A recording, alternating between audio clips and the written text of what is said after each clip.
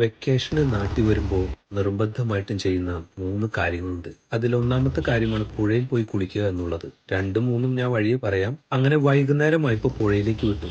ഒന്ന് കുളിക്കുക, ചെക്ക് ഡാമിന് കുറുകെ ബൈക്ക് ഓടിക്കുക. ഇതാണ് ലക്ഷ്യം. വെക്കേഷന് വരുമ്പോൾ പുഴയിൽ പോയി കുളിക്കുമ്പോൾ കിട്ടുന്ന ഒരു സുഖമുണ്ട്. അത് മാത്രം മതി വെക്കേഷന് വന്നതിന്റെ ഫീല് കിട്ടാൻ. പിന്നെ രണ്ടാമത്തെ കാര്യം, അത് ഈ ബുള്ളറ്റ് ഇങ്ങനെ കൊതി തീരാവോളം ഓടിക്കുക എന്നുള്ളതാണ്. പണ്ട് ചേട്ടൻ പഞ്ചാബിലായിരുന്നപ്പോൾ കൊണ്ടുവന്നതാണ്. ഇതിപ്പോ പപ്പയാണ് ഓടിക്കാറ്. പിന്നെ വെക്കേഷന് വരുമ്പോൾ ഞാൻ ഇതിന്റെ ഡീകംപ്രസർ ലീവർ ഇങ്ങനെ എൻഗേജ് ചെയ്ത് ആംബിയറിന്റെ സൂചി നടുക്കാകുമ്പോൾ സ്റ്റാർട്ട് ചെയ്യും. അപ്പോൾ കേൾക്കുന്ന ഒരു ശബ്ദമുണ്ട്, അത് വേറൊരു ബൈക്കിനുണ്ടെന്ന് എനിക്ക് തോന്നുന്നില്ല.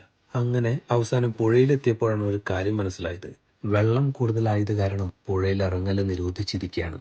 മാത്രമല്ല, ഈ ചെക്ക് ഡാമിന് കുറുകെ ബൈക്ക് ഓടിച്ചും സൈക്കിൾ ചവിട്ടിയും ആളുകൾ കടന്നു പോകുന്നതാണ്. ഇന്ന് അതൊന്നും കണ്ടില്ല. എന്നാൽ പരിചയമുള്ള ഒരു ചേട്ടനെ കണ്ടു. പുള്ളി അവിടെ സ്ഥിരം കുളിക്കാൻ വരുന്ന ആളാണ്. പുള്ളി പറഞ്ഞു, ബുള്ളറ്റാണ് വണ്ടിയെങ്കിൽ നീ ധൈര്യമായിട്ട് കൊണ്ടുപോകാൻ. ഇനി ഇത് ചെയ്യാൻ അടുത്ത വരെ കാത്തിരിക്കണമെന്ന് ഓർത്തപ്പോൾ റിസ്ക് എടുക്കാമെന്ന് വിചാരിച്ചു. വെള്ളത്തിന്റെ ഒഴുക്ക് ടെസ്റ്റ് ചെയ്ത് ബൈക്ക് എടുത്ത് ചെക്ക് ഡാമിന്റെ പകുതി വരെ ചെന്നു. ഇനി അങ്ങോട്ട് പോയാൽ റിസ്ക് ആണെന്ന് തോന്നിയോണ്ട് വണ്ടി അവിടെ വെച്ച് തിരിച്ചു. അത് കഴിഞ്ഞ് പുഴയുടെ സൈഡിൽ നിന്ന് കുറച്ചു നേരം കുളിച്ച് തിരിച്ചു പോന്നു.